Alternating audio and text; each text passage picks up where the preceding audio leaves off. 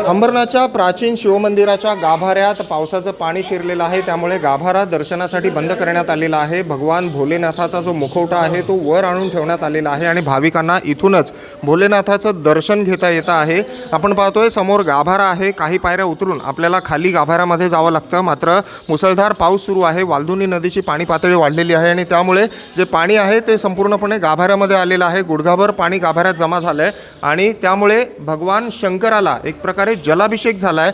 त्यामुळेच भाविकांना वरूनच आता भोलेनाथाचं दर्शन या ठिकाणी जे आहे ते घ्यावं लागतं आहे। दरवर्षी पावसाळ्यामध्ये अशाच पद्धतीनं अनेकदा नदीला पूर आल्यानंतर, नदीचं पाणी वाढल्यानंतर गाभाऱ्यात पाणी येत असतं आणि त्यामुळे गाभारा अशा पद्धतीनं बंद केला जातो आणि त्यामुळे भाविकांना अशा पद्धतीनं वरूनच भगवान शंकराचं दर्शन घ्यावं लागत असतं। निनाद करमरकर, NDTV मराठी, अंबरनाथ।